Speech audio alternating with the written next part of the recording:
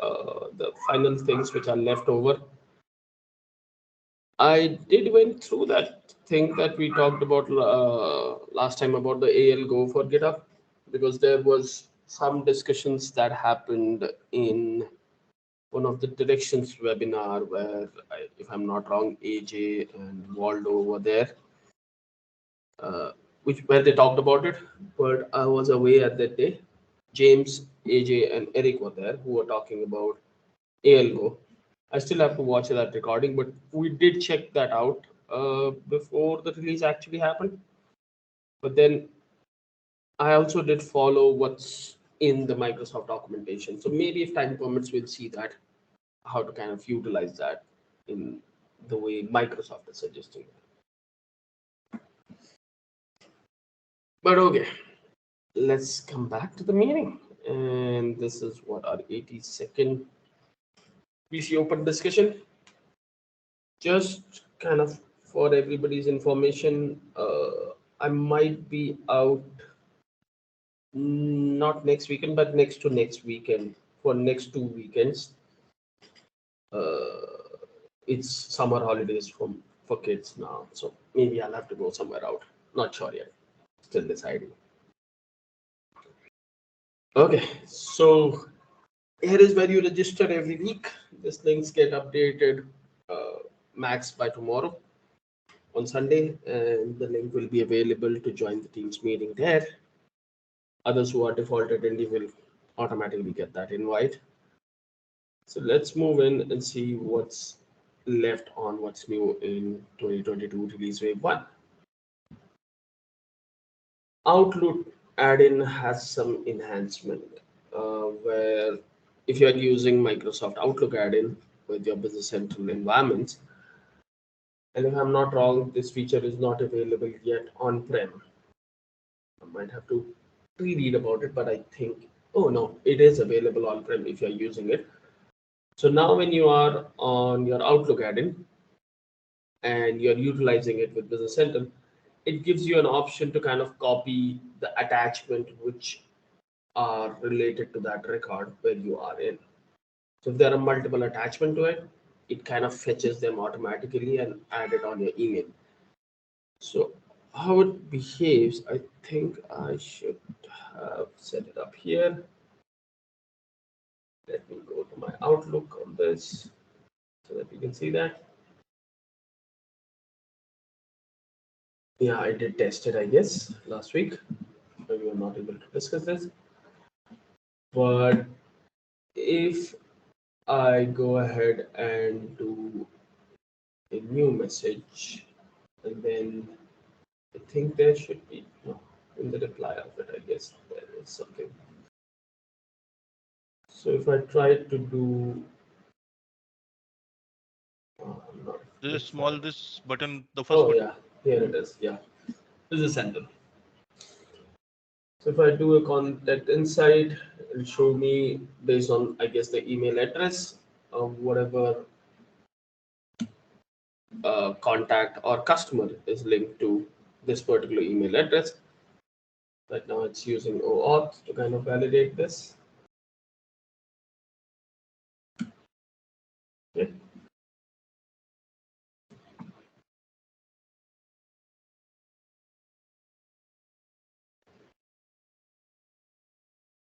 Okay.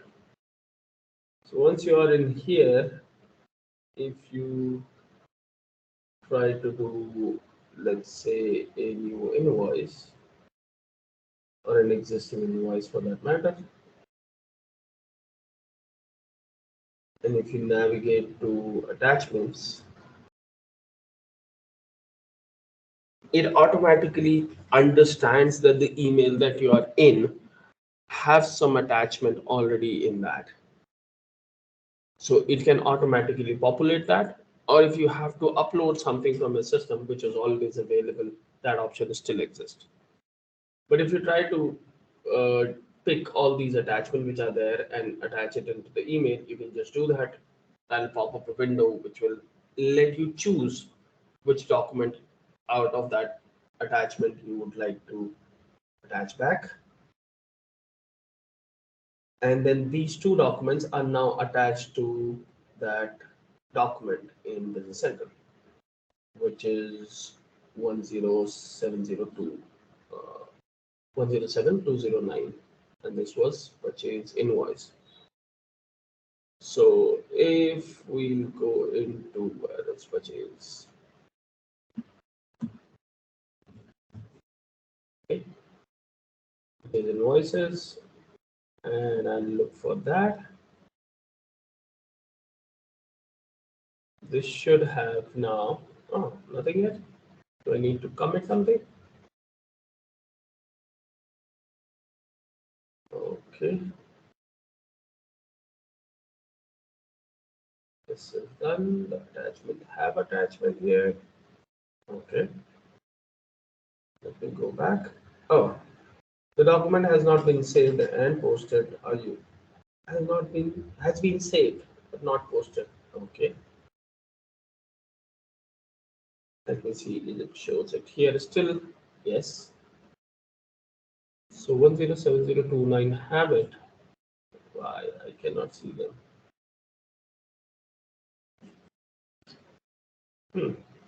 That's weird. Can you refresh?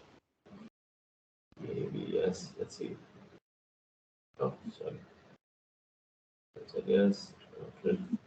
Let's refresh this window.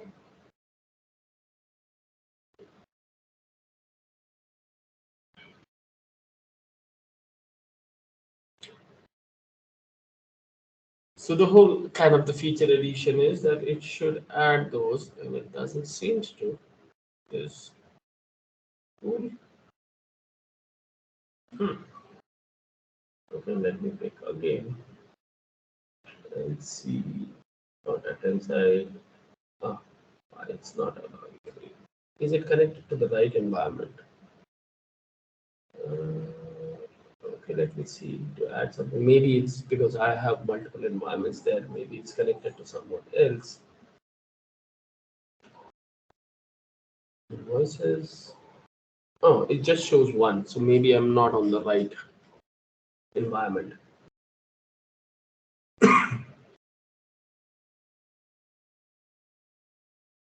Enter. Maybe it's attached to production. Let me see.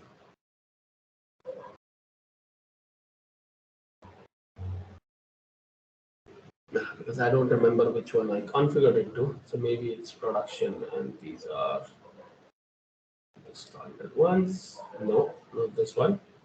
Great. This is the sandbox.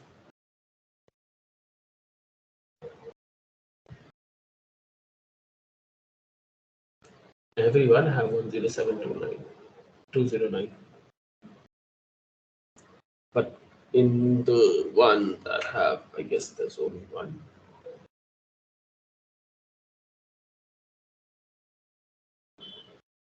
Because if it shows in the Outlook client, it should be here.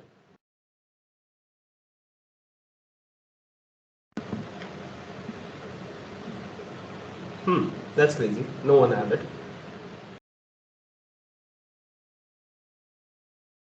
Attachment here 0. Must be going somewhere, huh? Oh, here it is. Okay. I can't see it on the list. Why? It says 0. So this will always be 0. Oh, because it's based on It's a the head. record ID, right?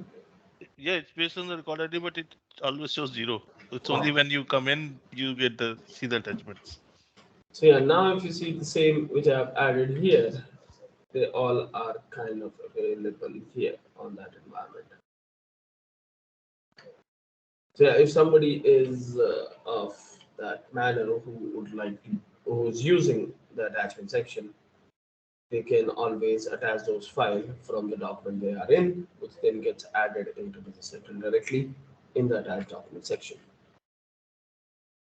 So this is what it brings to kind of review and choose what email attachments you would like to attach back to the record. And then once you do that, they get attached into the attachment fact box. And The feature is available for any record that uses attachment fact box. So if there is no attachment fact box, that means it will not work. Okay. Let's see what next. As in, I guess maybe the image is same for that. Yeah. So this is Outlook add-in pop-out window for enhancement. So the Business Central now also shows this. Okay, I didn't know this. Let me see here. If I am on, oh, so you can actually tab it out on a separate window, which then opens it on the Business Central. Okay, so if you are on Outlook client and you would like to shift to your Business Central window as you are trying to do it by using the Outlook add-in that you have, what's rejecting it every time? Okay, you can now populate or directly navigate to Business Central. You don't have to kind of separate pop out the windows if you need it. So here, this kind of opens it on Business Central directly. So right now this has 0 documents attachments, but let's pick the same document. And if I want to see it in Business Central, I can just pop it out from here. And that will open a separate tab, which will show you just that document in Business Central. So that was another thing on the Outlook add-in, which has been enhanced, that now you have that window which or the button so that you can move it out if required. Okay, this is the area which I don't know much about, but based on comparing to what's on Business Central 19 and Business Central 20, in the production bomb line, there were calculation formula which were available earlier, like all these. Microsoft did add one new calculation formula, which is a fixed quantity. That's kind of added into your production bomb lines. And when you do a fixed quantity, the expected quantity field is always equal to that quantity per field in that case. And then the scrap percentage is ignored. So that new option will be available on the production bomb line in Business Central 20. And that allows a user to kind of choose that in Business Central. So now if we navigate, and I don't know, I do have production order or not, but let's see, production bomb or not. Oh, maybe this is one of that environment which is not yet set for. Well, you need a premium license for manufacturing, Sarah. Yes, that's what I was thinking. So maybe let me go back to my docker and I can quickly change it. Service management and manufacturing, they require premium. Yes. Okay, then default, it's a multi-tenant environment. ID. Let's say for this. Okay. So if I look for production bomb, okay. Oh, there are some. So here on calculation formula, now this fixed quantity option is added, which is not there earlier till Business Central 19. These were the 5 options which are available. Now there is a fixed quantity, which then defaults your quantity and ignores the scrap percentage while you're kind of posting this document. So that's one on the production side that kind of added. Now, people who use deferral, because I don't know about here in India, but for sure in North America, there are customers who surely use deference in a way that can help them to kind of enhance the whole deferral posting process. There are certain changes that has been done, as you can see on the screen. On the general ledger setup, there are 2 new fields, and same as on the user setup, where you can define a different date range for the deferral posting. And the reason why they need to have a different dates allowed for deferral posting is because on the deferral schedule, Microsoft did add a new option in the start date, which is beginning of next calendar year. Based on if you choose that option and when you post that document, your deferral calculation that get created will start from next calendar year. So let's say if you have your calendar year set, like let's say April to March, and you're posting something on December this year, and you set the option on deferral schedule as to beginning of next year, the entries for deferral that will be created will be in the next accounting period. So to support that, there are two new fields for deferral posting date ranges on the general ledger and user setup. And Sandeep sir, you have something? This is the first time I'm seeing this kind of option. Earlier, it used to be mostly accounting period. This time Huh? they have given calendar year.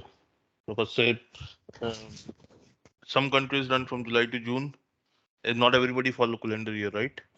Right. So yeah, this one, when I looked at it here on, as in the dates we have seen, and those fields will be there. But if you are on different templates and you try to create a new one, you can define when the start date happens. And that's where the beginning of next calendar year is added, which then utilize that date to kind of is starting your deferral from the next year based on whatever the deferral percentage you have set. And to support this, they needed to have deferral entries created in future, and that's why they added these two new fields on your general ledger setup as well as on your user setup. So Sorry based to on, interrupt you, yeah, please. but this is also true for rest of the things. So if I'm in July and I've got a 12 months deferral, so then the posting will go in the next accounting year and also in next calendar year. So even for that, this thing was required. This was a major problem in using deferrals. Oh, So what used to happen was normally we give the users a date range of a month. mhm, Normally, most of the users scheduler will run. They will get today only. Some senior users will have month so that they can post general vouchers and everything. right. But now when the user used to post this deferral, allow posting from and allow posting to was Will used by stop default. them. Right. Yes. And they were being stopped. Yes. Yeah, that will solve that problem, having these two fields on both the setups. So, if you have setup as Sandeep sir is saying, you can still go back now on Business Central 20 and revert back their allowed posting from and to date and just extend the deferral posting dates so that the system can post the deferral entries in future and not the normal entry which being posted. Okay, now let's see what's next on this. What else is left? So the demand forecasting have some enhancement where now you can do your forecasting of your items in with the variant codes and one more field which you'll have to see. But now you can define based on locations and variants, so that kind of expands the view because people have variants, and the variants is the area where Microsoft is kind of putting some more efforts into it. Like in the last release, if you remember, they allowed production based on variants. Now in this release, they have added to kind of define your forecast based on variants and location. So now with this, you can actually go ahead and search for your demand forecast.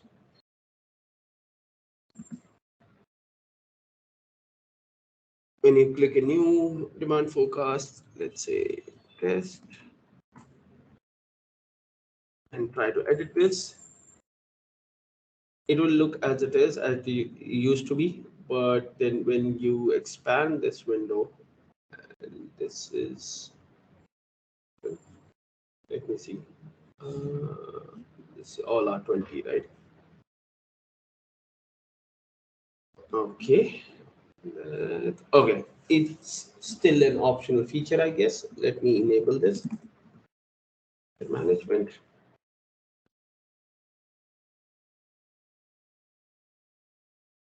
Okay, data was inventory, replace, new sales pricing. No, it is not here.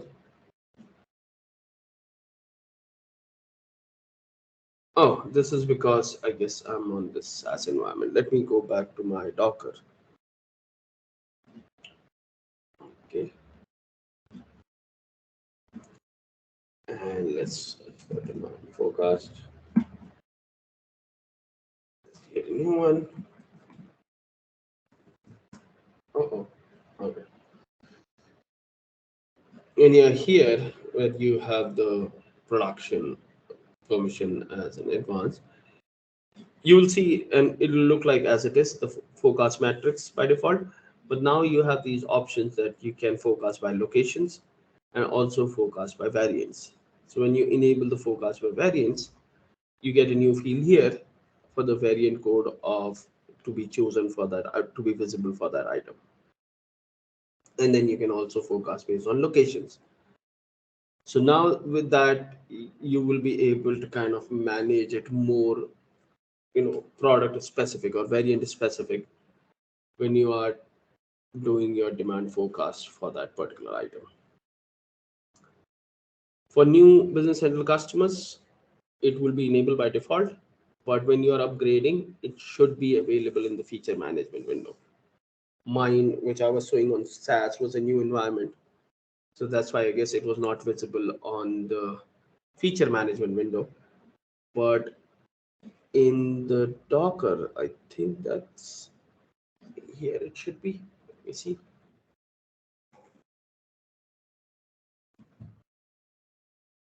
Feature management.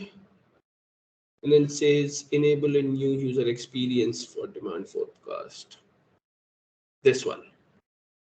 So this one will enable it. So if you are upgrading a customer from any version to Business Central 20, you will have to enable that feature from feature management. And with that being enabled, it will start showing you capabilities to do your demand forecasting with variants and locations if required. The next one is a little bit specific to people who are using Dataverse APIs and Power Apps. So I might not have a demo about it, but if required, we can play around with this. So the whole idea of integration between Business Central and the Power Platform is using Dataverse. And the way it works or used to work is whenever you create a new API entity in your Business Central as an extension, that entity automatically created a virtual table in Power App or in the Dataverse platform. So anytime you expose an API, whatever the fields are there, the engine was so smart that it was able to understand that it's an API page and will create a virtual table in Dataverse. And all the data that you have in your Business Central on that particular entity will be accessible via Dataverse. Now the problem was that it was a virtual table. So if you try to do any Power Automate thing on that virtual table, there were no triggers that were available. So if there are new records being added, if there are records being modified and things like that, there were no triggers that being fired from it. So that was kind of a limitation till now, where when you use Dataverse, you can't kind of act on triggers when it's happening. But with this release, what Microsoft have done have added those triggers even on those virtual tables. So now when you create an API entity as an extension in your Business Central, which then creates a virtual table in Dataverse, anything that modifies or changes the record over there will also trigger a similar kind of trigger like a actual table will do, a native table will do. So now you can base your Power Automate based on these virtual tables and have the similar experience as you're talking to a native table in Business Central. So now you don't have to create a separate entity in your Dataverse to kind of do a sync and then use it so that you get those triggers available. Avinav, you have worked on it, right? On Power Apps. Did you use Dataverse then? No, not Dataverse. Yeah. Sandeep sir, yeah. What this will trigger the triggers will those will be activated will be of Business Central or of the virtual tables in the Dataverse. No, so the virtual table. So consider it like this: like if you have a Power App which is doing something when something on a table gets modified, like that's a trigger event for that Power App, right? So let's say, let just to think of an example, if the inventory of an item goes below to a specific number that you have chosen, then your flow should activate or your Power Automate activation should happen. Till now, with the virtual table, it doesn't raise that trigger that yes, there is a change that happened in this record. Now with this, anytime that happens, there will be a trigger generated that yes, this record got modified. So the Power Automate will be able to utilize that trigger to execute whatever need to be done based on that event that happened. Correct me if I've understood this correctly. So I've got a API which has got say two fields, item number and inventory quantity. Mhm. And I publish this as a custom API which will create that virtual table in the Dataverse. And if then I can have a flow on that virtual table which will get triggered the moment there is item inventory less than say 10. So the Right. moment somebody posts consumption in Business Central, it will get updated in the virtual tables by default because it's Yes. an API, and my flow will get triggered. Right. That's the Correct. way. That's the kind of the problem with this virtual tables or virtual entity, because having those virtual entity made it very easier to kind of expose your data in Dataverse and then use it into the Power, the whole Power platform, because you don't have to go ahead and set up a table and then define synchronization and all. It was super easy that you define the API pace and that virtual table automatically gets created at the other end on Dataverse. But then it was limiting it to kind of not have those trigger capabilities to kind of read it. So now with this, the way I'm envisioning it, I haven't tested it out, is anytime, as you said, there is a change, the API automatically gets updated, which will also then trigger that this event have occurred. And then Power Automate will be able to fetch that trigger and start executing whatever need to be done.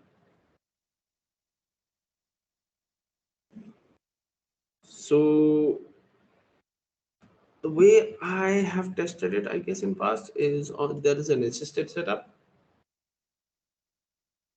which allows you to connect to your Dataverse. This one, yeah. And then once you are in there, Dataverse environment. Okay, let me copy this because I don't know this. Oh, I'm the administrator user. Okay, let me go into my. Oh, maybe this will help because I'm in the same environment. Just try to sign in, right? Just try to sign in with the administrator user. If it is correct, it will automatically do. Okay.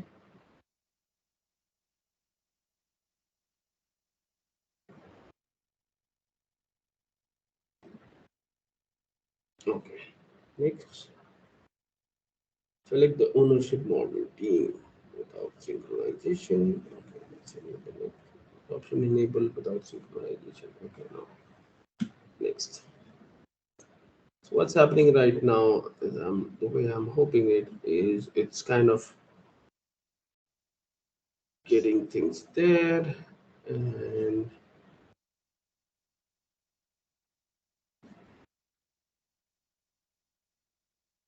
so set it up here. Let's see.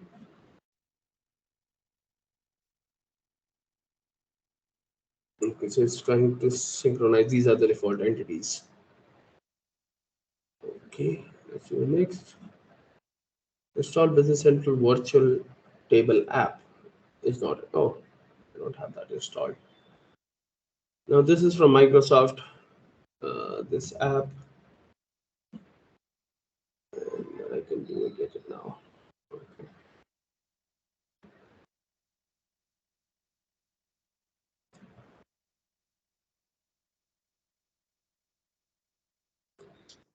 So this app was on beta release earlier, the virtual table entity one for Business Central SaaS.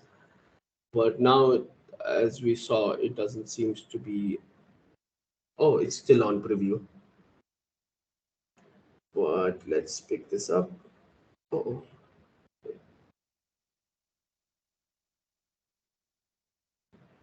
that's a default.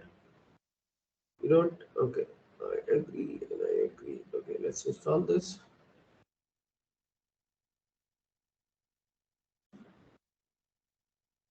Okay, Business Central virtual installer by modern. Okay. So now it's kind of setting that up, and once it is set up, everything that kind of expose as Microsoft API should kind of create that as a virtual entity here. And with that, I can read that data, utilize that the way I want it. So you don't have to kind of manually create it, that connection and all. This automatically does that. So let's wait for it. Oh, it's still installing. Let's go and see on extension management. What's happening? This virtual extension will take at least 10 to 15 minutes to get installed normally. Oh, I've tried it. deployment status. Is there anything happening? No, it's all happening behind the scene. Let's see. Okay, so we'll let it happen and we'll come back to this. Okay, so there is one more thing. I guess that's there about creating the bank deposit. If you remember in the earlier release, Microsoft did provide a separate way to kind of do item adjustment using a separate document type structure.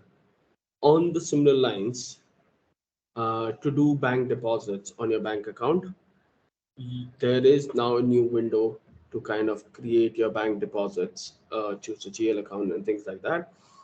And the kind of benefit of it, rather than using journals, is again it does maintain the history of it. So there is a posted bank deposit that's available, and there is a report attached to it, which talks about the customer and the vendor deposit with the original amount, and the amount which is still open, the amount which is already applied, and things like that. You can define different parameters on your bank deposit, like which bank it need to go to, how much is the amount. I, want to submit it as a lump sum or individual entry for each GL account that you have selected, dimensions, currency, and all those things. It's still baking in. So in the minor updates, you will see that there will be a way to kind of undo the posted bank deposit that you have done. So it will come up in the minor releases in future where you can undo a posted bank deposit. So while this is happening, let's try to utilize the bank deposit in the meantime. Uh-oh. No. Okay, let it happen here. And let's exit from here. And let's search for bank deposits. When you're on bank deposit, you can surely create a new deposit as everywhere. There is a number series attached to it, it seems. And then you can choose which bank account you want to kind of deposit amount to. You can key in the amount. and you can either do a lump sum or individual entries based on the GL accounts that you have selected. So now you can come here and choose, let's say, petty cash on this one and prepaid rent, let's say. No, it's a payment and refund. Mhm. What is this here? Document number. Okay. One, two, and let's say I say 100 and 100. Will it validate it against the total deposit amount? I don't know. Post as lump sum. Or do we want a single entry to be created, or do we want to have an individual entry for these two? Is there a preview posting? No, there is none. But there is surely a test report attached to it. So let's see what's in the test report. The bank deposit. It can show the dimensions and application. And let's see how the look of this report looks like. Okay. And let's see. I have said here total deposit amount is 1,000, but I'm actually trying to do 200. So what happens if I do a post? Oh, it should match. Okay, sounds good. Okay. Now it tested, and because I didn't do a post lump sum, it should create two entries for each GL account that I've chosen. Once I do that, that's posted there, and here is the posted bank deposit that I just posted. And I navigate from here. It seems so. So it did create the two entries based on that document number, bank account, ledger entries. Okay, and now is this added earlier, or I'm No, new this to is this? new and this is looking great. I've never Yeah. seen this. Yeah, this was needed by so many people. So this is cool, Wow. and they didn't talk about it, which is I've never, surprising. I've not seen it anywhere. Yeah, this is cool. I thought maybe I'm missing something because I know customer need this. They like this to have see the running balance, which is cool. Good. That sounds good. And let's go back here, and I can surely, I guess, do a print. See what happens with that. Applications. There are no applications at this point. But okay, this is what it is, and I surely would like to go to that bank account and see the bank account ledger entries again. That is super cool. Simply click on the balance. Oh yeah. Balance. I like the running total, running balance, which is Can you cool. They do should. remove the filter of the bank? And what will happen? I doubt other bank will have any entries, but let's see. Okay. Or still the Uh, balance is not distorted. yes, which is good. It understands that. Hmm. I'll have to go back and understand how Microsoft is doing that. It doesn't seem the flow field is actually being calculated as the entries are getting posted, which is This cool. must be runtime on the view on the page. I let's have a look. We are waiting for things. There's nothing else more or less left on BC20.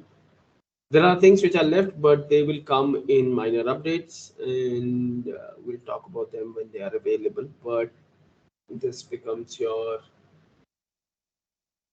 page, table 271. So let me see if I have a VS code somewhere for BC20.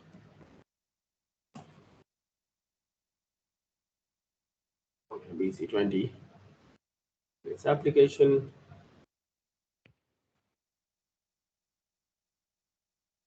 You need to Okay. see the page or a table. And I'm thinking it's a field. So let's see. If it is not a field, that will be surprising.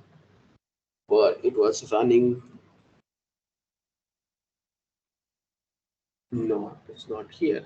So maybe you're correct. It's a virtual field that's get calculated at the runtime on page 372.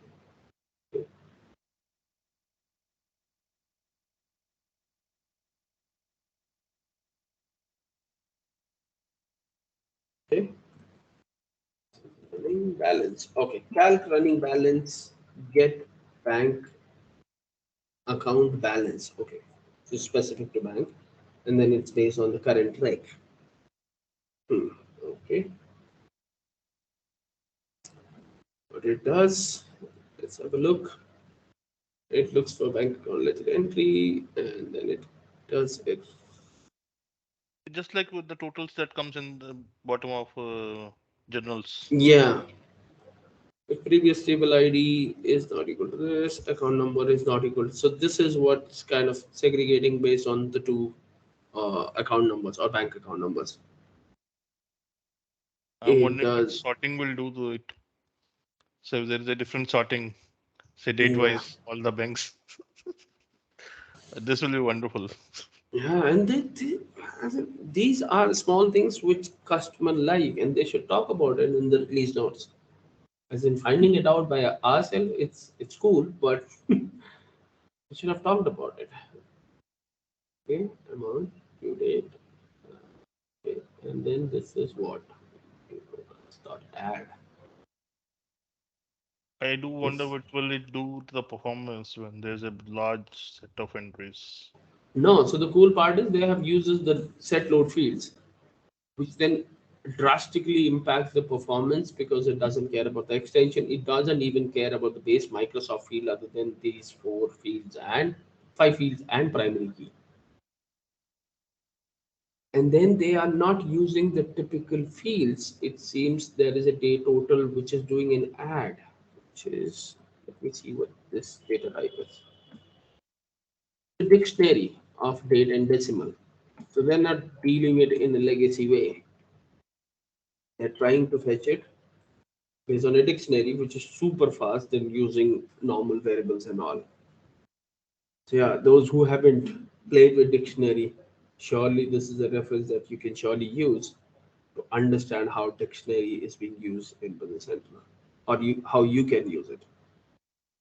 It does a get, and then if it is not found, then it adds it into the dictionary, and then surely it kind of fetches that and calculate the running balances and entry values. Super cool. Great work, Microsoft. As in, I know how many times customer have said, "Can you customize this?" Can you I like, man. check if this field is also available on general ledger entries? Yeah, that's yeah, that'll be cool if it is on the entries.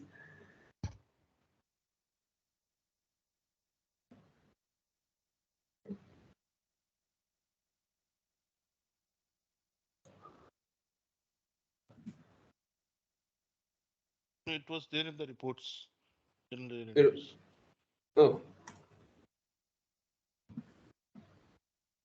Go to reports,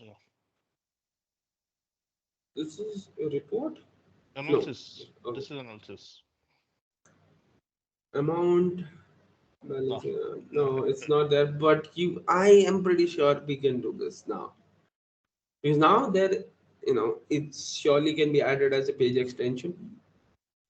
And now you know the Microsoft way. So, and the cool part is that it is a single instance code unit, and oh, it's specific to bank account. But yeah, you can surely create a separate code unit, which then can do the GL account. And if anybody would be interested, I'll be doing it anyways for GL entries, as Sandeep sir said. And maybe I can show you next week how that looks like. Yeah, this is cool. Super cool. If this has been can be done for customer vendors, I'm pretty sure it can be because it's not that hard. And if you can actually define what fields you want, that'll surely reduce the load on the performance for sure. customer and vendor might have some problems because it comes from a sub table, detailed customer layer entry. So performance Yes, might get impacted, but or we can use detailed customer layer entry table directly. right. Hmm. But this is cool, no doubt. Great work, guys. Great work, Microsoft. And please shout out about these features. Don't keep them hidden, like small things. We have changed something which we don't want to talk about. But it makes sense to talk about these kind of features because for sure customers are looking for these kind of features. It might be a very small thing. Like if you remember when Microsoft did that small change about saying, we have added this saved icon because people were confused that the record is saved or not. That is a very small feature, but yes, there were customers, new customers specifically, we were not sure that the changes that they have made are saved in the database or not. So yeah, surely talk about these small features because these are the things that, and maybe they have talked about in the launch event, which I haven't gone through everything, but yeah, surely I would encourage Microsoft to talk about these small things that kind of being added in there. So it seems it has been created, installed. So now data was, let's see, do you have anything over here? No, I don't want to take a tour. And where are my, oh, this is just analysis of that. Where is my data?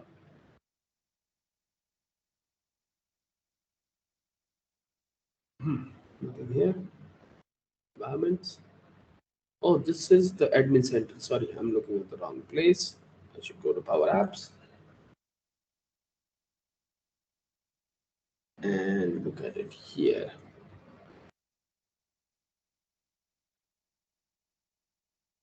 Okay, let's just directly talk about tables and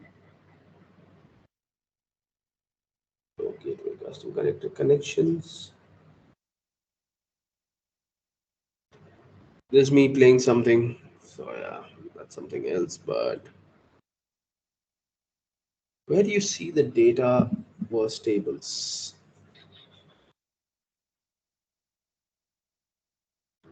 I think Create I a have connection, seen right? Connections. In the connections, you will create a connection post, right? data In the was in which environment I connected to. This was production. Okay, this is CRM. Okay, let me add a new connection just to be sure. This is central. Create.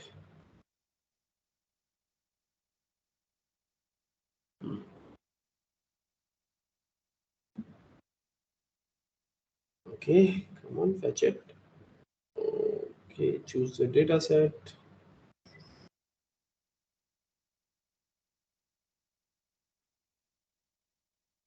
The free environments are a little bit slow.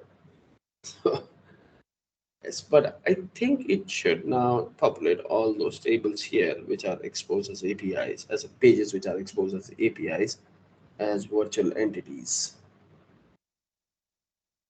Okay, it's taking a little bit longer to fetch all the environments of the data set that I have, which is a specifically Business Central. The three environments that I have. Or in connections, there is a one connection for Dataverse. The third last. This one? Yeah. Okay, let me open this on a separate tab and see what that brings in. Okay, simply duplicate the tab, right?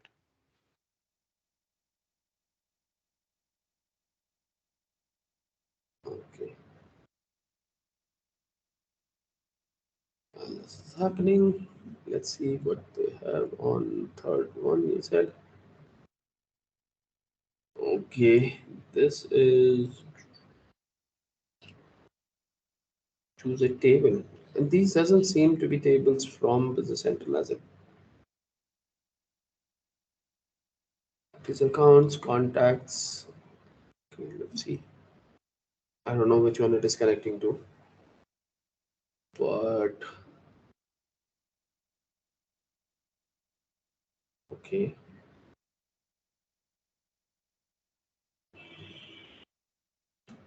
Hmm.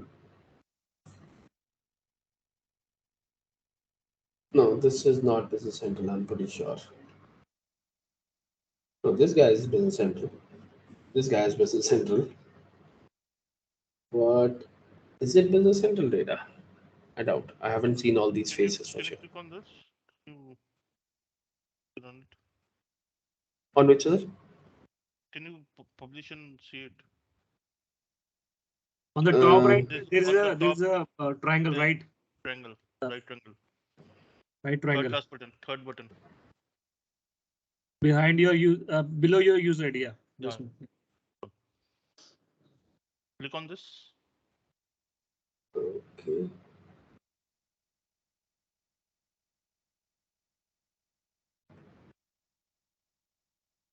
This doesn't seem from Business Central, this data.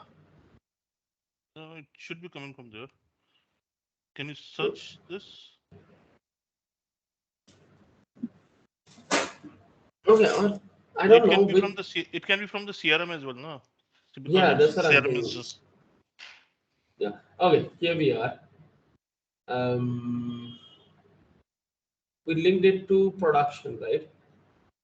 So we can do a production link. And if you are behind the screen, as in slow on screen sharing, maybe it will take a while. Right now on that connection string where I've just chosen the business and production. Now, if you see here, and just help me where you are on the screen right now. yeah, we are on the list of APIs, right? Right. So these are all these APIs which are exposed, right? If you have custom APIs, they will also be visible here automatically. And when you link to a table or API out of it, let's say customers, when you connect to this, it will automatically create that relationship between your Business Central and your Power App. And you don't have to kind of create an entity, make sure that it syncs and all, and should load the data. Skip. Okay. So right now this shows you all the customers, edit them and this. Now let's try to do this. That will change the customer number 1000.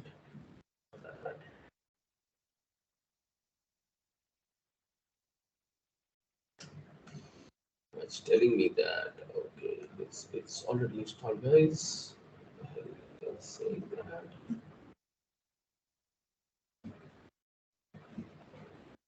Finish. Okay. So the cool part is because it's part of API, anytime I change anything on my Business Central, it should reflect directly on my API page, which is this one. So let's go ahead and go to customers, and what are the information that we have here? 192 Market Square, okay, which is surely coming from the address. Is it? Yes. Okay. So let's say they are in India. As this gets saved, let's try to refresh this screen.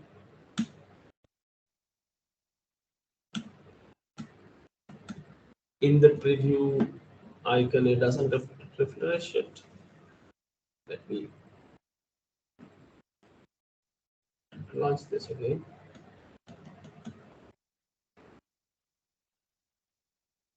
Okay, it haven't been changed yet, which is surprising. In the customer card, it has been changed. Try to delete the record from there From here, or change the address from here or name. okay, let me try that.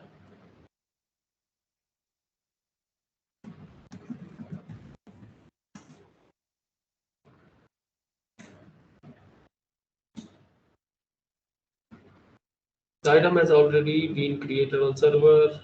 Entity other user has already changed the record. Okay. So it did sync the address here, if you see, while I was trying to do that. So when I tried to write something back, I guess that initiated the transaction. So let me try changing now.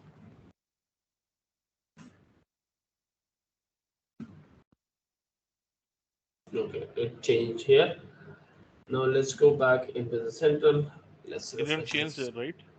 I'll have to just refresh this, I guess.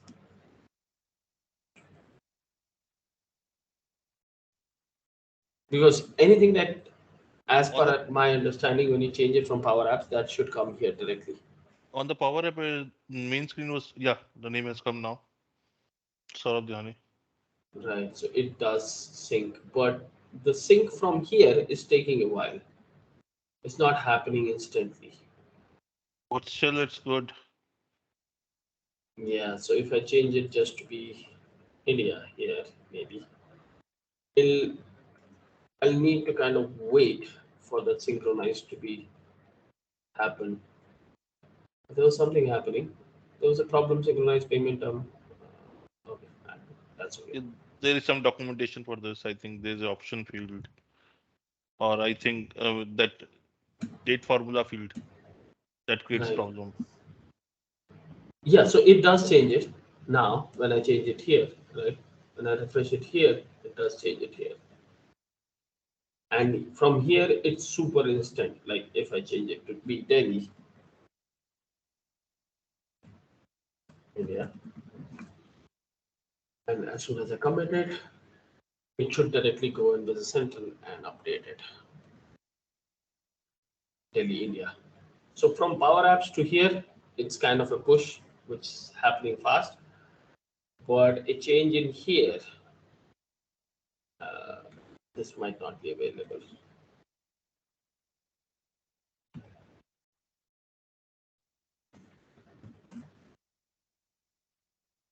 Okay, I change it to Delhi Capital India.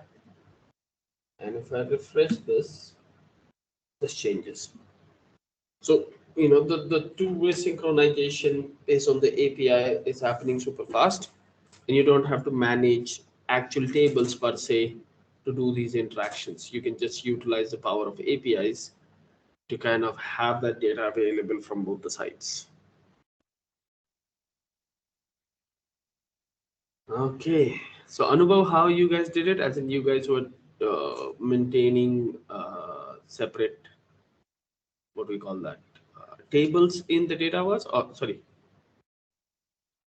was that data was you said you were not using data was. I didn't use the Redoverse. I just using that same APIs, right? And when you try to open that app, right, and in below you see there are many options related to the fonts and related to the fields which is there in that app, right? So I have customized whole thing for in this Power App.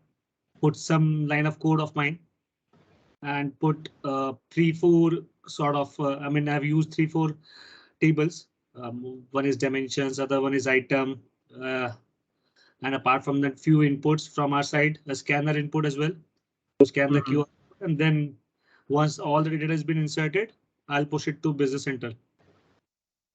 Okay, that sounds good. Yeah, but I think with the power of API and data was together, these integrations will become simpler as time goes by, and people understand how all this interaction is happening. So yeah, that's cool. Anything else for today? Yes, the actually among the hidden features that the new release has brought, it's actually the new 3 events that have been added to reports. I'll post the link of each one of those. Okay. Microsoft has updated, obviously, the documentation. I'll start with the on after document download, comes then the on after document print ready, and it's not posted. Yeah, in the reporting event, right? And we haven't Yeah. talked about it. That's surprising. We haven't. I've used a couple of those recently. And custom document merge event. The last one is actually, pretty useful. it runs when a customer runs a custom layout. Okay, the link is Right. actually in the chat box. The 3 newly added events. On Uh, after has custom layout, I guess that's what we're talking about. um,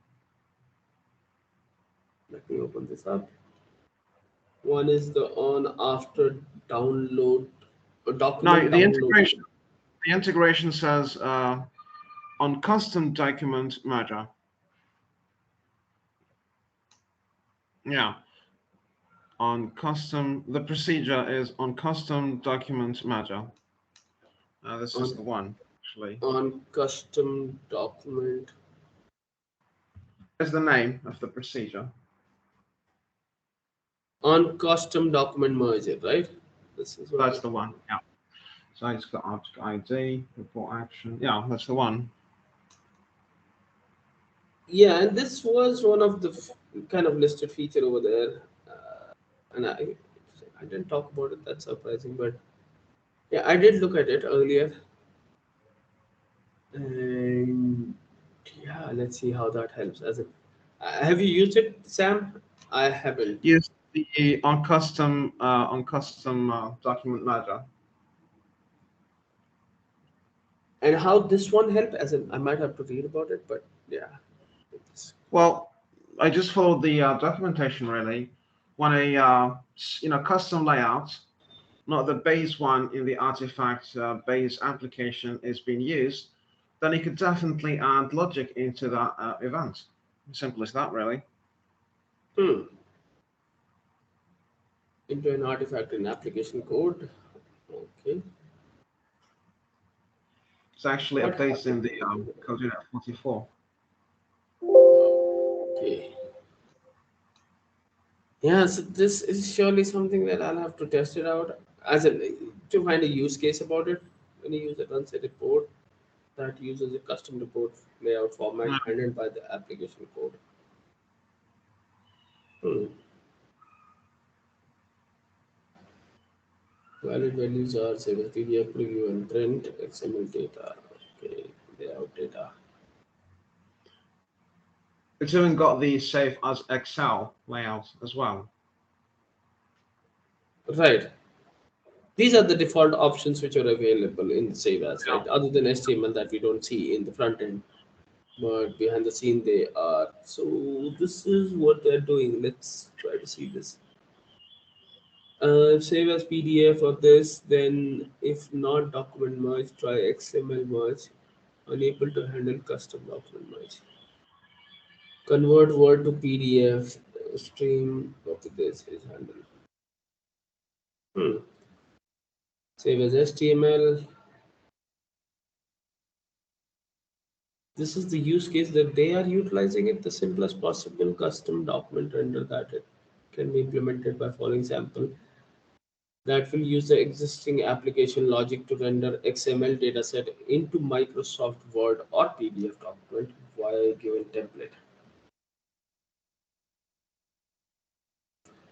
I might have to read about it a little bit to kind of see how we can to find a use case more or less about it. Yeah, But yeah. Last, if you don't mind, I've got something cooking for the opening document in OneDrive. Not in SharePoint, but in OneDrive. It's going to be stored there. I think I'll have the application, the extension ready by upcoming session, I think. great. Yeah, we might be talking about the file management in the next one. Not Yeah. might be. We will be talking about the file management. So yeah, anybody who have cooked something, and can present, let's talk about it next week because that's one of the hot topic right now where people have problems with file management. I might be missing the next session. Oh, Coming to your state, okay, Haridwar. yeah. Oh, okay, good. Okay, then we'll meet you as in next week. If you're not here, then I'm not here after that following 2 weeks. I'm hoping right now, I'm not sure. But yeah, then maybe we'll meet next month. Sandeep sir. Let's see. Fine. Okay. Well, thank you, Saurav. Really helpful. Thanks, man. Thanks. Today's session was great. I really missed the last two. Okay, that's okay. Thank you, sir. Thanks, Saurabh bhai. Thank you, Saurabh. Thanks. Thank you all.